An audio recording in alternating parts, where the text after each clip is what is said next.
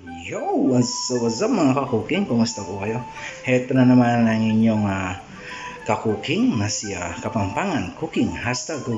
So for today's recipe mga kakuking is magluluto tayo ng hipon. So ang lulutuin natin is ginataang hipon na may kalabasa at sitaw. So sa ating ingredients, syempre gagamit tayo ng hipon, kalabasa, sitaw, and then meron din tayo ditong nahiwa na garlic at saka onion. Then, syempre, gagamit tayo ng gata. So, ang ating gagamitin ngayon is coconut cream. So, para medyo mas malasa siya.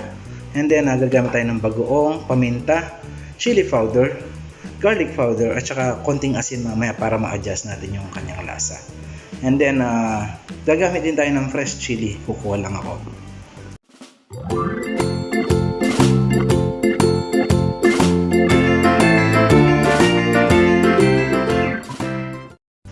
So ngayon is initin na natin ang ating kaserola na may mantika. So mainit na itong ating mantika. Ngayon is lalagyan na natin yung ating onion at saka garlic. So pagsasabay na natin yan. So,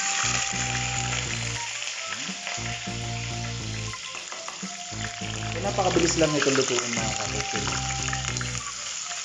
Meron na yung ito natin, mabilis lang. So yung gulay is yun lang yung palalambutin natin. So isa lang natin yung ating onion at saka garlic until mag golden brown siya. So ngayon is okay na yung ating onion at garlic. Sunod na natin yung ating hipon. Lagay lang natin yung hipon at gisa-gisa. Mabilis lang maluto itong ating mga hipon. So hintayin lang natin siya mag-orange ng konti. At isusunod na natin yung ating gulay. And then magtitimpla na tayo. Okay? So halu-haluhin lang siya kasi nga sabi ko sa inyo mabilis lang sila maluto. Ayan kita nyo. At nag-orange na sila. Okay? So ayan. Okay na yung ating hipon. So isunod na natin yung ating gulay, yung sitaw. So hugasan mabuti ang ating gulay mga kaputing. Kasi hindi natin alam kung anong mga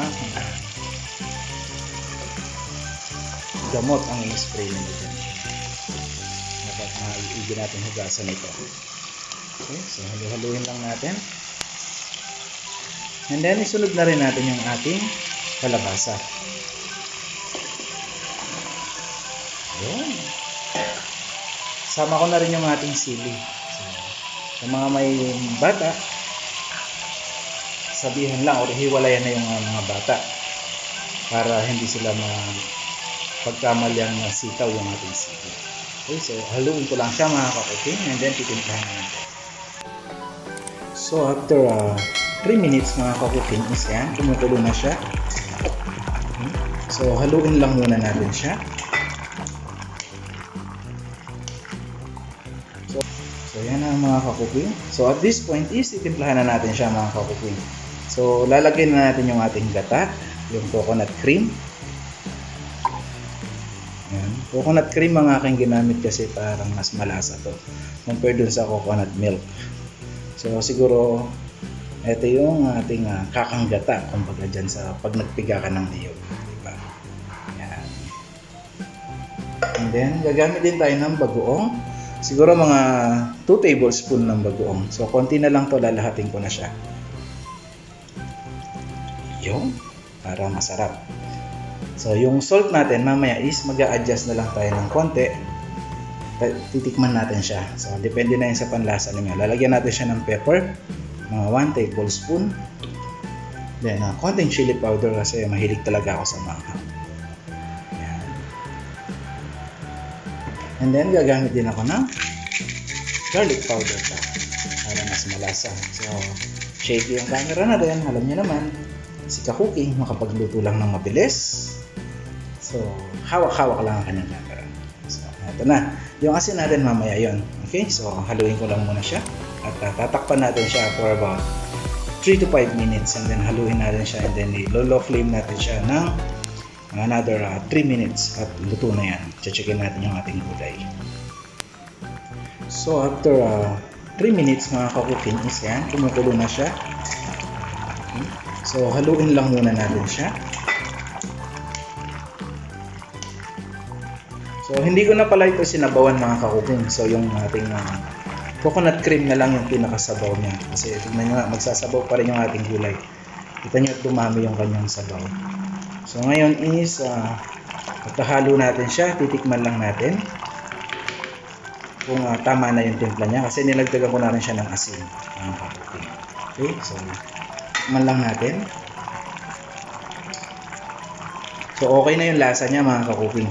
Tatakpan lang natin siya ulit at hihinaan natin ng konti yung kanyang apoy.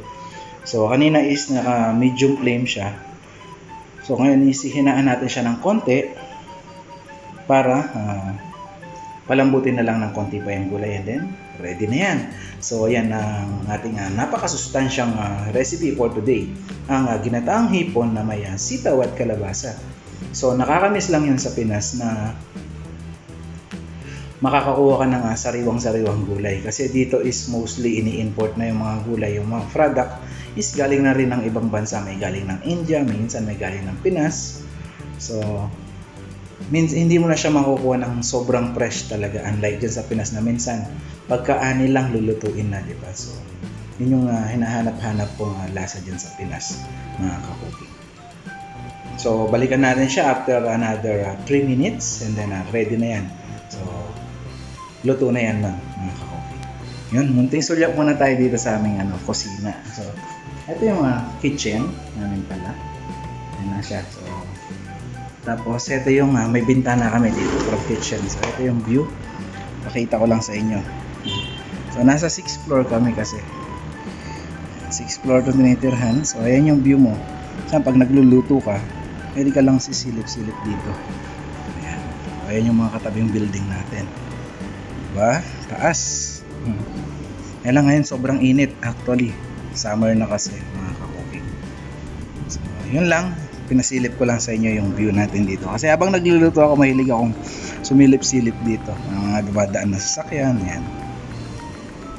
So, tingnan natin muli yung ating niluluto mga kakuking. Tara, let's go. So, after 3 minutes mga kakuking is checkin na natin siya.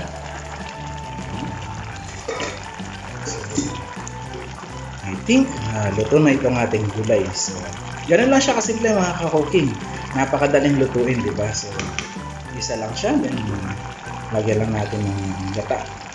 So, meron na tayong instant ginataang hipon with sitaw kalabasa na napakadaling lutuin at napakasustansya mga kakuking. So, kung nagustuhan mo ang video na to, huwag kalimutang mag-like, share, at subscribe. At pakiclick na rin yung notification bell natin dyan mga kakuking para maging updated ka sa ating mga upcoming recipe. So hanggang sa muli, always keep safe. Ahem.